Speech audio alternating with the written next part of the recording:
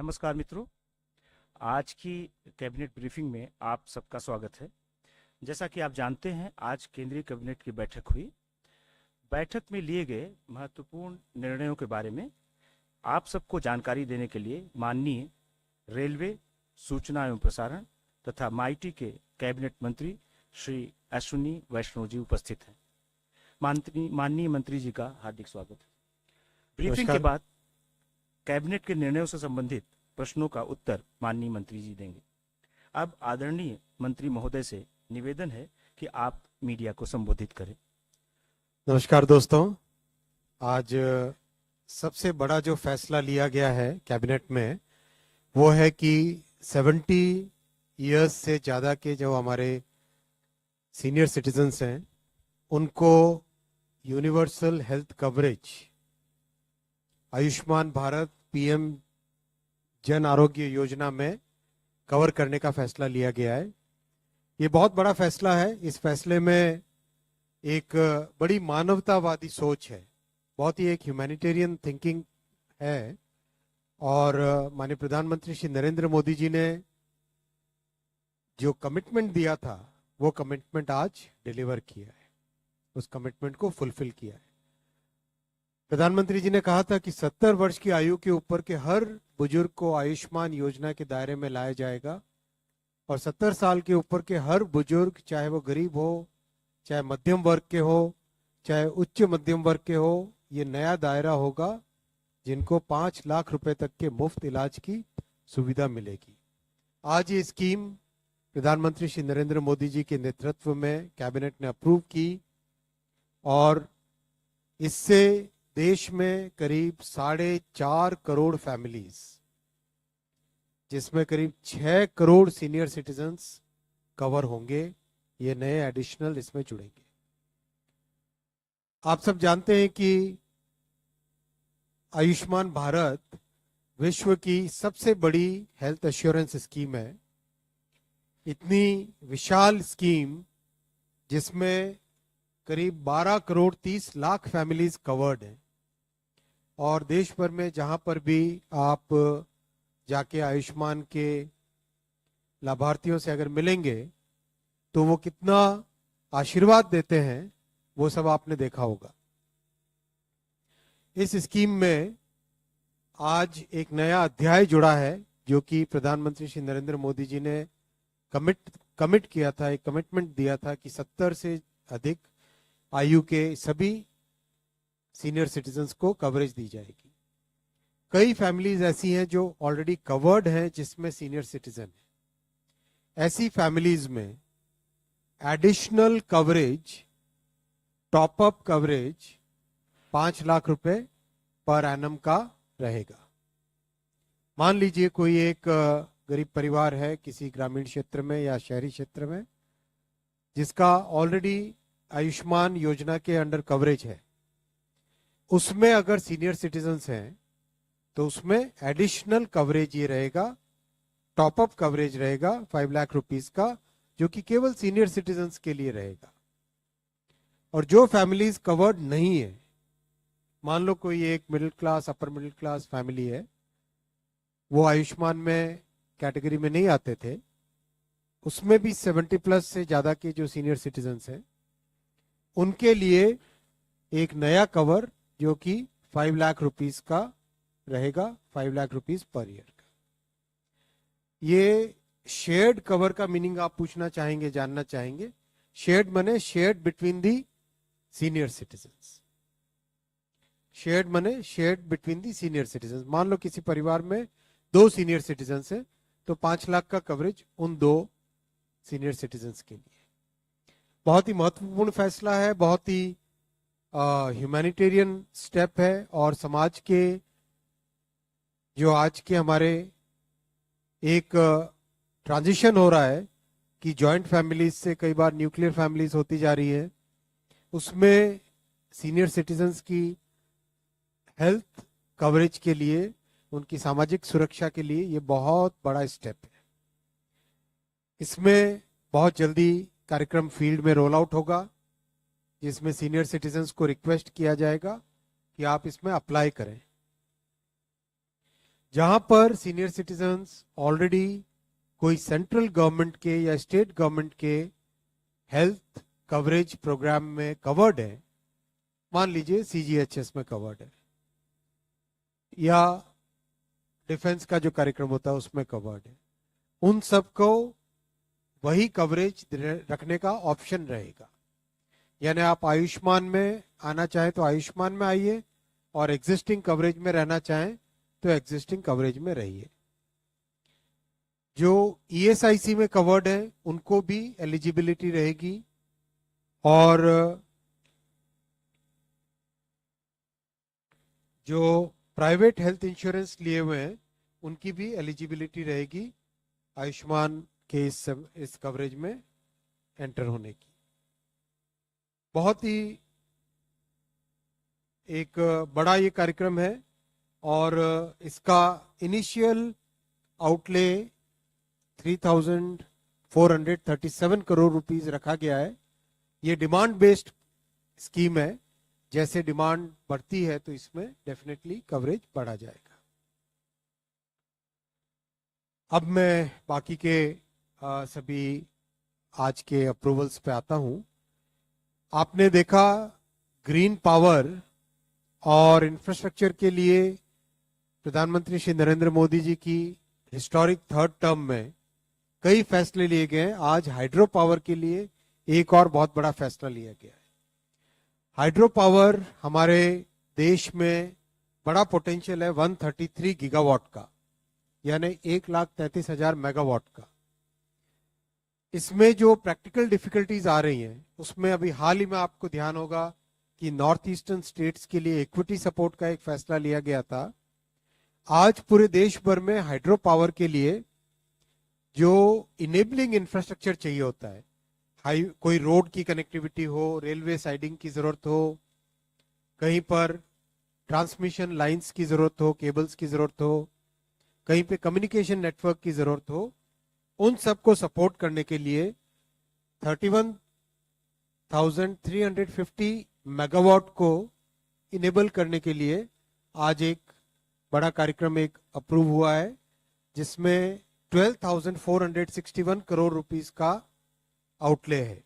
12,461 crore rupees का outlay है। इसमें यह रहेगा कि 200 मेगावाट तक के जो प्रोजेक्ट हैं उसमें 1 करोड़ पर मेगावाट सपोर्ट दिया जाएगा और 200 मेगावाट से ज्यादा के जो प्रोजेक्ट्स हैं, बड़े प्रोजेक्ट्स हैं, उसमें 200 करोड़ प्लस 0.75 करोड़ यानी 75 लाख रुपए पर मेगावाट के हिसाब से सपोर्ट दिया जाएगा। साथियों, हमारी जो रिन्यूएबल एनर्जी यानी नॉन फॉसिल फ्यूल एनर्जी है, उसका जो टारगेट है 500 गीगावाट का, जो कि बड़ा एम्बिशियस टारगेट है लेकिन अच्छी प्रोग्रेस है, उसमें ये वाले आज के फैसले से बहुत एक इंप्रूवमेंट आएगा। नेक्स्ट बहुत बड़ा फैसला लिया गया है पॉल्यूशन से बचने के लिए और सस्टेनेबल डेवलपमेंट के लिए। PM E drive 10,900 crore rupees का ये प्रोग्राम है। आप सब जानते हैं कि फेम 1 और फेम 2 अच्छे सक्सेसफुल कार्यक्रम रहे थे। 16 लाख से ज्यादा 16 लाख से ज्यादा इलेक्ट्रिकल व्हीकल सपोर्ट हुए हैं फेम 1 और फेम 2 में। इन दोनों कार्यक्रमों से जो सीखने को मिला, जो अनुभव आया, उस अनुभव के आधार पर आज PM E drive scheme launch हुई है। इसमें 2 व्हीलर्स, 3 व्हीलर्स, ट्रक्स और एम्बुलेंसेस और ई बसेस को कवर किया जाएगा। इसमें एक बहुत इंपॉर्टेंट ध्यान रखा गया है कि एम्बुलेंस के केस में हाइब्रिड एम्बुलेंस को सपोर्ट करेंगे, बिकॉज एब्सोल्युटली 100% श्योरिटी चाहिए होती है एम्बुलेंस के मैटर्स। ट्रक के मामले में जो अगर हम देखें व्हीकल्स में जो पोल्यूशन होता है उसमें मैक्सिमम कंट्रीब्यूशन ट्रकिंग से होता है, इसीलिए इस बार ट्रक्स को भी इसमें लिया गया है ई ड्राइव प्रोग्राम में। और ट्रकिंग में कई अच्छी टेक्नोलॉजीज डेवलप हुई हैं, उनको इस कार्यक्रम में इंक्लूड किया गया है।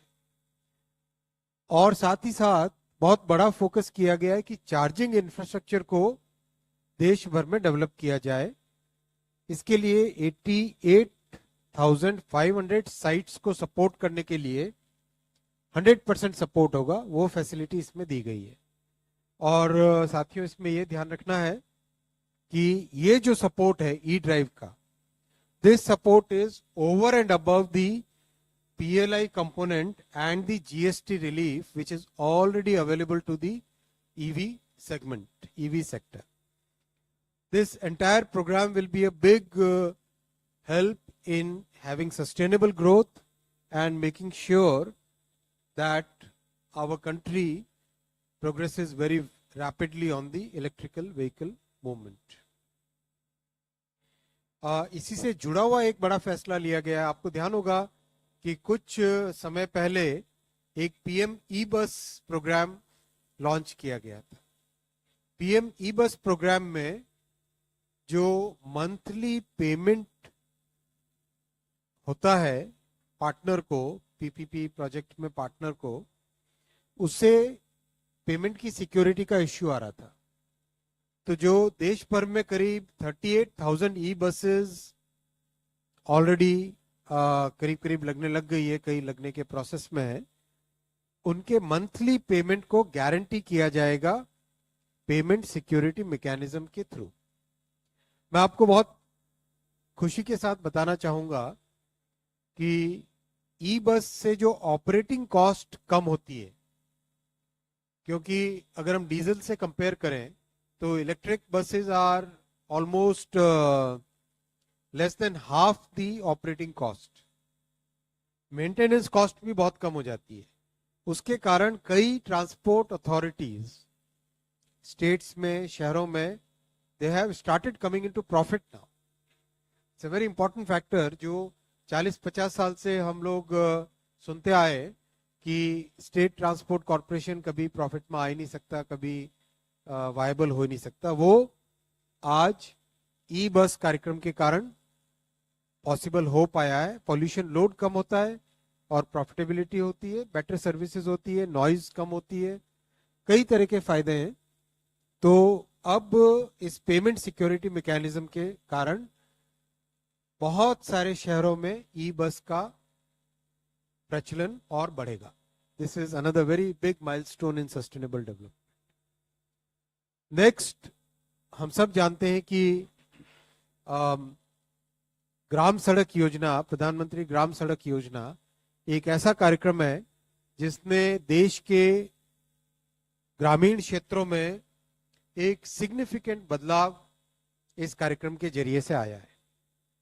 इस प्रोग्राम के लॉन्च होने के बाद से कई जो स्टडीज हुई हैं, वो स्टडीज दिखाती है कि जहां जहां पर विलेजेस को कनेक्टिविटी मिली है, वहां पर किसानों की एग्रीकल्चरल इनकम में इंप्रूवमेंट आया। एक स्टडी बताती है कि 8% इंप्रूवमेंट आ जाता है जैसे ही रोड कनेक्टिविटी मिलती है। हेल्थ केयर में, एजुकेशन में, और विशेषकर जो बहनों की एजुकेशन, बेटियों की एजुकेशन, उसमें बहुत बड़ा असर आता है। बिकॉज कनेक्टिविटी हो जाने से सिक्योरिटी भी बहुत बढ़ जाती है, श्योरिटी रहती है स्कूल जाने के लिए।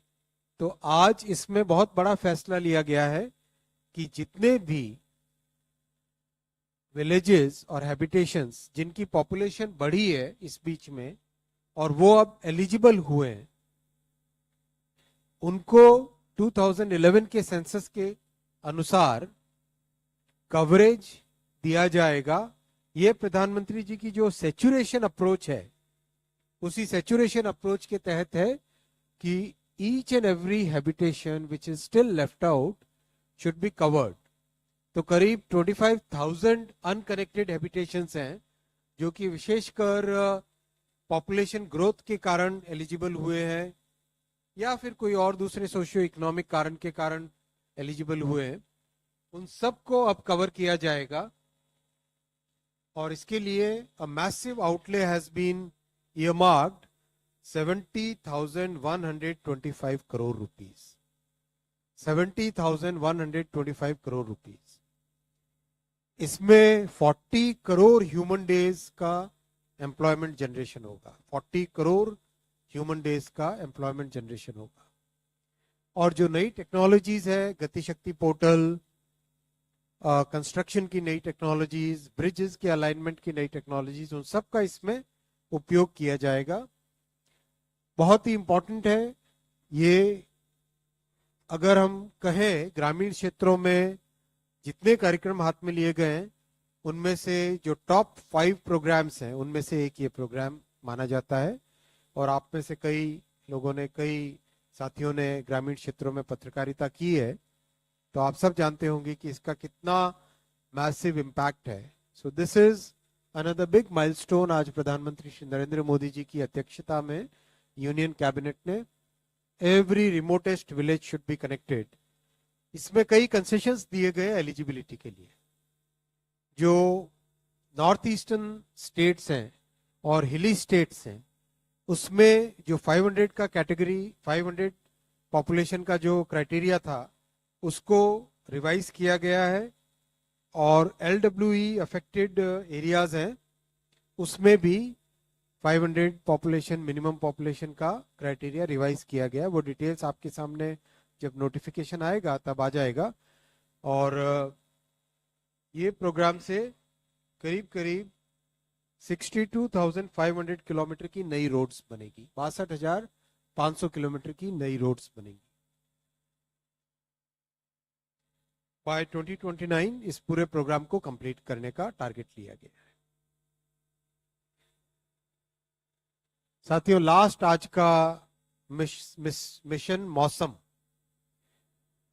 वेदर फोरकास्टिंग टेक्नोलॉजीज में कई अच्छे चेंजेस आए हैं। हमने हाल ही में देखा कि किस तरह से नए रडार्स, बेटर रेजोल्यूशन के सैटेलाइट पिक्चर्स और उनसे इन्फरेंस लेने का जो मेथड है, इन सब से वेदर फोरकास्टिंग में एक्यूरेसी काफी बढ़ सकती है। इसी पोटेंशियल को ध्यान में रखते हुए 2000 करोड़ रुपीस के एलोकेशन के साथ मिशन मौसम लॉन्च किया जाएगा। आज यूनियन कैबिनेट में अप्रूव किया माननीय प्रधानमंत्री जी ने। बहुत फोकस किया जाएगा डेटा मॉडलिंग पे, डेटा ड्रिवन टेक्नोलॉजीज पे, नेक्स्ट जनरेशन रडार्स पे, सैटेलाइट्स पे। और इसमें बहुत सारी चीजें आत्मनिर्भर भारत के मिशन के तहत भारत में ही बनेगी, भारत में ही डेवलप होगी। High performance computers, AI, ML और साथ ही साथ दुनिया के जो बड़े रिसर्च ऑर्गेनाइजेशंस हैं, उनके साथ कोलैबोरेशन। टारगेट ये रहेगा कि आने वाले 5-6 वर्षों में बहुत ही एक्यूरेट एग्रो एडवाइजरी आ सके और बहुत एक्यूरेट नाउ कास्ट टेक्नोलॉजीज आ सके। हम कहते हैं फोरकास्ट, उसकी जगह नाउ कास्ट, यानी बहुत जल्दी, बहुत कम समय में आगे आने वाले मौसम की जानकारी हम दे सके। ये आज बड़े फैसले लिए गए। मैं बहुत क्विकली आपके सामने समराइज कर देता हूं, क्योंकि कई साथियों का रिक्वेस्ट आया कि एक बार आप कंप्लीट क्विकली रन थ्रू करेंगे। सीनियर सिटीजन 70+ ईयर्स, सभी को आयुष्मान भारत में कवर करने का बड़ा निर्णय। सेकेंड, हाइड्रो पावर के लिए 12,461 करोड़, जिसमें कि इनेबलिंग इंफ्रास्ट्रक्चर पे जोर दिया जाएगा। तीसरा, PM E-ड्राइव 10,900 करोड़ रुपीस का प्रोग्राम, जिसमें कि इलेक्ट्रिक व्हीकल्स और चार्जिंग इंफ्रास्ट्रक्चर को प्रमोट किया जाएगा। PM E-बस में पेमेंट सिक्योरिटी मैकेनिज्म 3,435 करोड़ का, जिससे कि इलेक्ट्रिक बसेस जो देश भर में चलने लगी है, उसको एक सस्टेनेबल मोड में चलाया जाए। PM ग्राम सड़क योजना रिमोटेस्ट विलेजेस को सैचुरेशन मोड में कवर करने के लिए 70,125 करोड़ रुपीस का एलोकेशन। और मिशन मौसम 2,000 करोड़ का, जिसमें हम एक्यूरेट फोरकास्टिंग कर सके। Thank you. अब आप सबसे अनुरोध है कि आप अपना प्रश्न पूछें और अपने संस्थान का नाम अवश्य बताएं। तो 211 नंबर, 211 पीछे। सर, मैं लक्ष्मण CNBC आवाज से। मेरा सवाल ये है कि जो फेम पॉलिसी थी, फेम 1 फेम 2, उसकी जगह अब हम लोग पीएम ई ड्राइव लाए हैं, तो नाम बदलने के पीछे मकसद क्या है? और दूसरा, इसमें कारों को शामिल नहीं किया गया, इसके पीछे कुछ खास वजह? फेम 1 और फेम 2 बहुत सक्सेसफुल रही। उससे जो सीख के, उससे जो एक्सपीरियंस से जितना कुछ अनुभव हुआ, उस अनुभव के आधार पे एक नई स्कीम बनाई गई है PM E drive. PM E drive में कई अच्छे इनोवेशंस किए गए हैं, जैसे हाइब्रिड भी अलाउ किया गया है, साथ ही 4 व्हीलर्स, केवल एम्बुलेंस ही है ना, केवल एम्बुलेंस है या कार? केवल एम्बुलेंस, यानी कार के लिए अलग से इसमें प्रोविजन नहीं है। इसमें कार के लिए प्रोविजन नहीं है, कंफर्म कर रहे हैं हमारे साथी अधिकारी। और कई जगह जैसे पुरानी गाड़ी को स्क्रैप करने का भी इसमें प्रोविजन लिया गया है।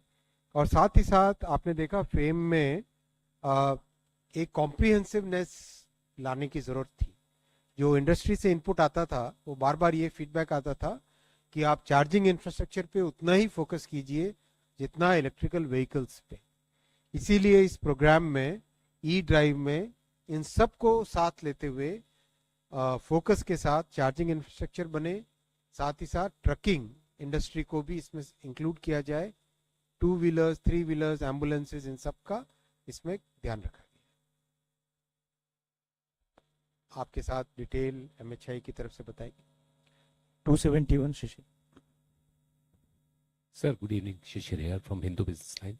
Sir, I have two questions. One, you talked about the PMJ, PM Ayushman. So you said that anyone having CGHS, ESI or private insurance, he will have the option to shift to PM Ayushman or he will continue with that. So only one thing will be available for one. मैं पहले इसको clarify कर देता हूँ। मैंने बहुत clearly कहा था, जहाँ पर भी सेंट्रल गवर्नमेंट या स्टेट गवर्नमेंट के प्रोग्राम्स में बेनिफिट है ऑलरेडी, वहाँ पे ऑप्शन रहेगा, राइट?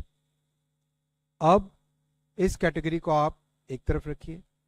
फिर हुए जो ईएसआईसी में या प्राइवेट इंश्योरेंस लिए हुए, they will also be eligible to be covered under Ayushman.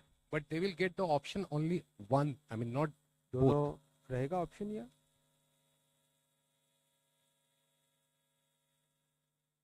And have this okay. So private medical, private and ESIC में this is an additional coverage. this is the additional one. And the second thing, sir, that will there be any, I mean, addition to the car makers? I mean, under the PM e-drive with a new name? MHI will inform you as and when it is added. 13 number। 13 के बाद। Sir, I am Prakasham Pudiyati, Madhurabhumi, Kerala. I just want to know how the e-bus project will be implemented, and whether the states will get buses according to for the public transport according to their needs. E-bus program is already implemented. It is already running functional in many states, almost practically every state.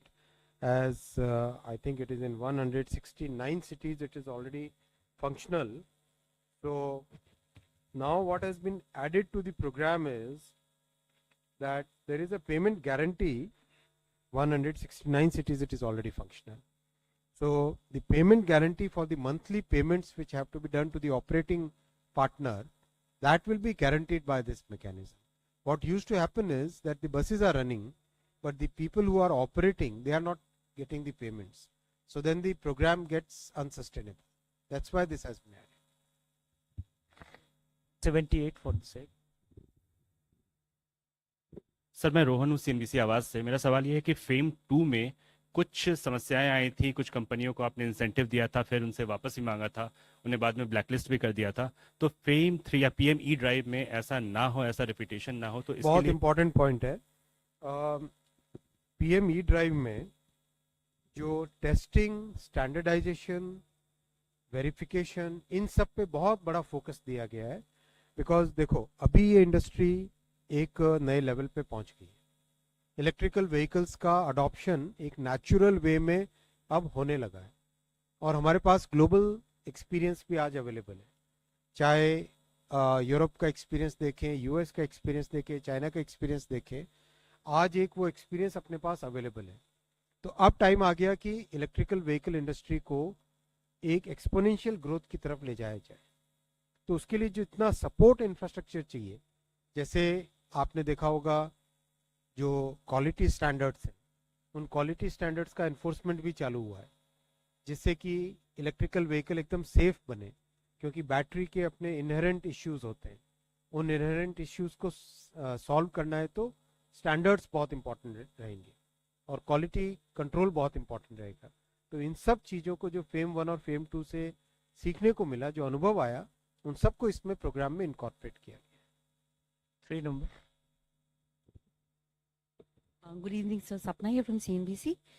On the Ayushman Bharat scheme, just wanted to understand, around 3,473 crores is the initial additional expenditure that is anticipated. Correct. And when do we plan to roll this out, sir? And just an additional question. So, in your presentation, 4.5 crore families and 6 crore citizens, senior citizens.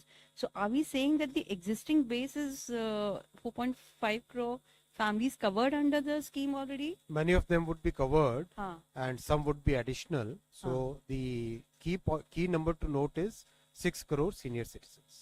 So they are to be covered, or Some will be already covered, but they will get additional coverage. okay? So And let me once again and cover sir- this point. yes, and sir, beneficiary base you're saying 12.3 crore families. So could you just sure. Let me Make us once understand. again cover this. Thank you, sir. See, लगा सकते हो आप? For the families which are not covered, and there are families which are presently covered, right?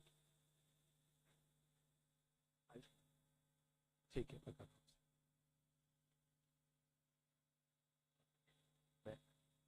कर रहा हूँ। See, look at the two categories. For families which are presently covered and for families which are not covered, correct? There can be only two categories. So families which are presently covered, they will get an additional top-up cover up to rupees 5 lakh per year. The families which are not covered, they will get a new cover of 5 lakh rupees per year, right? So using this construct, we basically cover all the families which have a senior citizen. 12.3 crore is information only, which is the current base. Some of these families will already have senior citizens which are covered.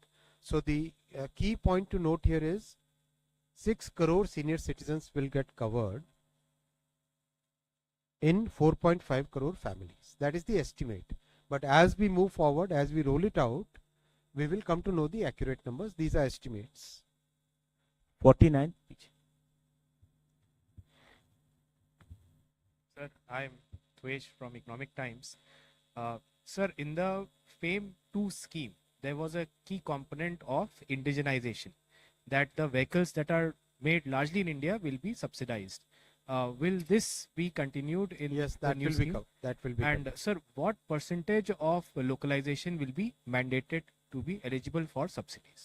As and when the program is get notified, you'll get the details of the percentages, which components have to be localized. All those things will come. But the localization drive is integral part of practically every incentive scheme, as you have seen in mobile phones, in case of laptops, hardware, in case of PLI for batteries, in case of practically PLI for special steels. Everywhere the focus is on making sure that our own technologies get developed and our own supply chain gets developed. 125। Sir प्रशांत हूँ NDTV से। इसी आयुष्मान भारत से जुड़ा सवाल है sir. जो नए लोग, थोड़ा सा बस क्लैरिफिकेशन चाहिए, जो नए लोग जुड़ेंगे सर, उसमें परिवार में अगर 2 बुजुर्ग हैं 70 साल के ऊपर, तो दोनों को शेयर करना पड़ेगा। करेक्ट। 5 लाख में अगर 2 या 3 लोग हों, जनरली जितने- देखो, ये पूरी की पूरी आयुष्मान भारत प्रोग्राम जो है सारा फैमिली बेस्ड है, इसका आधार इंडिविजुअल नहीं है, इसका आधार हमेशा एक फैमिली है, राइट, शुरुआत से। इसीलिए अगर आप देखते हो इसमें टॉप पॉइंट देखोगे, we always say beneficiary basis 12.3 crore families. तो आगे का जो अभी एडिशन हुआ है ये भी फैमिली इसका बेस रहेगा। एक फैमिली में अगर 2 बुजुर्ग हैं तो 5 लाख रुपए का कवरेज उन दोनों में शेयर होता है। और जो लोग पहले से कवर्ड हैं उनके लिए भी यही लागू होगा, उनको उनके जो लिए टॉप अप मिलेगा वो भी शेयर एडिशनल होगा। Shared top up cover up to 5 lakh rupees per year. आप इसको एक तरीके से 70+ इयर्स के बुजुर्गों को कवर करने के लिए एडिशनल कवर इसको समझना है भी additional cover. 26।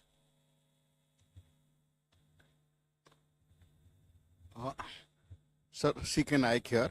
Sir, basically, what is the basis of fixing this 70 years as benchmark? Because senior citizens normally age is 60. I think we do need to do some socio-economic research on this. So just to add to my point, Very good question. Next we can. so the life expectancy of an Indian is 70 plus 62. 10 number. Sir, this is Abhishek from Business Line. Sir, quick question is there a state component in this amount? In this Ayushman Bharat 5 lakh, is there a state contribution to it? State component है क्या इसमें?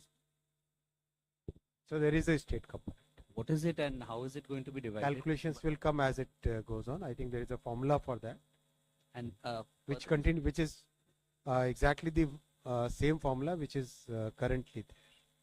And sir, the other question is also from when do these benefits start accruing?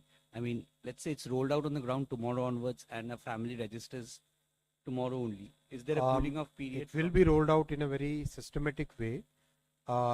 Very soon the health ministry will announce the details of how the program will be rolled out, and when the benefits will start accruing. So let's wait for that. The health ministry will come with the details. 249. Sir, मैं Krishna Mohan Sharma, Bharat express से। जो 70 years के लोगों को हमने PM जय में शामिल किया है, बहुत अच्छी योजना है, लेकिन सवाल ये है कि ये सारी योजना सरकारी अस्पतालों तक सीमित है। अगर कोई बहुत नीडी व्यक्ति प्राइवेट हॉस्पिटल में जाए तो पीएम जय या बाकी जो भी सरकारी कार्ड है उसको देख कर पहले उनको ये करने से, दाखिल करने से मना कर देते हैं। तो उसमें ऐसा नहीं सरकार है। कोई बाइंडिंग करेगी उसमें? ऐसा नहीं है।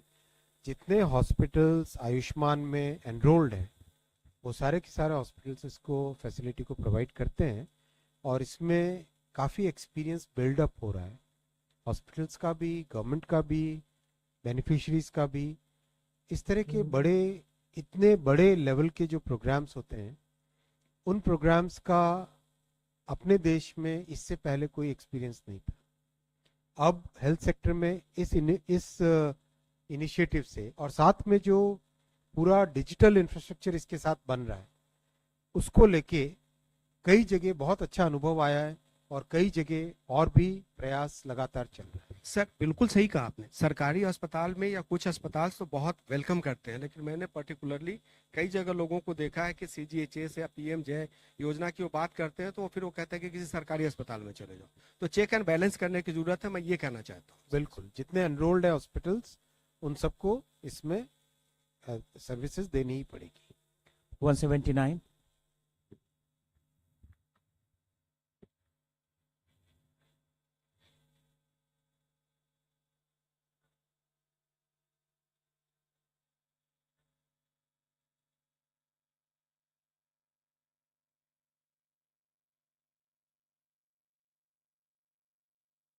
इसमें सभी सीनियर सिटीजन्स कवर होंगे, चाहे परिवार की इनकम, परिवार की सोशल स्टेटस कैसी भी हो, सभी सीनियर सिटीजन 70 से ज़्यादा के उम्र के कवर होंगे।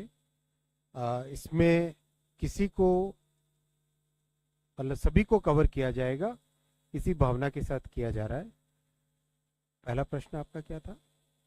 स्टेट्स पे बाइंडिंग तो नहीं है ये कार्यक्रम में? स्टेट्स स्टेट्स की ऑप्शन पे है। हाँ, जो मेरे ख्याल से 2-3 स्टेट को छोड़ के सभी ने आयुष्मान में, किसने? दिल्ली ने, उड़ीसा ने तो अब कम हो ही गया केवल वेस्ट बंगाल और दिल्ली, इन दो के अलावा बाकी सब स्टेट्स ने आयुष्मान भारत ज्वाइन किया। 68। सर आनंद हूँ, टीवी 9 भारतवर्ष से। ये पीएम ई ड्राइव में क्या एम्बुलेंस को पहली बार शामिल किया गया है? और ऐसा भी कहा जाए कि प्रधानमंत्री खास तौर पे चाहते थे कि इस स्कीम में एम्बुलेंस को भी शामिल किया जाए, इसके पीछे कोई खास वजह सर? पहली बार किया, कोई खास वजह सर? बहुत इम्पोर्टेंट है कि हम इसका विस्तार करें, इलेक्ट्रिक व्हीकल्स की पूरे इकोसिस्टम का, इसीलिए ट्रक्स, एम्बुलेंसेज, इन सबको इसमें इन्वॉल्व किया। पीएम साहब ने बहुत फोकस दिया था कि एम्बुलेंसेज में हाइब्रिड का भी सुविधा रहे। सर राजस्थान पत्रिका से नवनीत मिश्रा हूँ। मेरी आवाज़ सुनाई दे रही सर? फिर से बताइए। मैं राजस्थान पत्रिका से नवनीत मिश्रा हूँ। आयुष्मान योजना का सर लाभ उठाने के लिए भर्ती होना जरूरी है, तो जबकि देखा जाता है कि कई बार बीमारियों में आम आदमी का पैसा टेस्ट में और दवाओं में ज़्यादा खर्च होता है, तो क्या इस योजना में कुछ ऐसे भी प्रावधान करने की ज़रूरत है कि जिससे अगर कोई भर्ती नहीं होता है लेकिन अगर उसकी दवा या टेस्ट में ज़रूरत होती है वो भी लागत उनको मिल सके? दुनिया भर में जितनी रिसर्च हुई है हेल्थ इंश्योरेंस के बारे में, उन सब और हेल्थ केयर के बारे में, उस सब से एक क्लियर कंक्लूजन निकलता है कि मैक्सिमम खर्चा आता है जब हॉस्पिटलाइजेशन होना पड़ता है। इसीलिए करीब करीब दुनिया भर में जितनी मेडिकल हेल्थ केयर की प्रोग्राम्स हैं उन सब में ज़्यादा फोकस उस बड़े खर्चे को कवर करने के लिए किया गया है जो कि सेकेंडरी और टर्शरी केयर के जरूरत पड़ती है। 126 I think this is Sir, Aditi Agrawal from Hindustan Times. 2 questions. One, car companies have been asking for lower GST on hybrids, on strong hybrids in particular, especially so that they can offer smaller cars in the market by reducing their price, bring cars under the sub 10 category, sub 10 lakh category. So has that been discussed at all? Because the hybrids focus has only been for ambulances. And second, under PM E-Drive, has there been any discussion around scrapping policy, around changing it to emission-based versus age-based? Because the MOT secretary recently said that there will be consultation on this issue. Both the questions are irrelevant from the point of view of the cabinet decisions because, see, it's a new scheme. This scheme has certain points which are covered. All those points I have already explained. Regarding the trucks, there is a linkage with the incentive and scrapping old vehicle. That linkage, once the scheme is notified in detail, you will come to know. But there was no discussion, and in fact, scrapping policy, that's an independent thing. The GST on hybrid is also totally independent. That's not connected.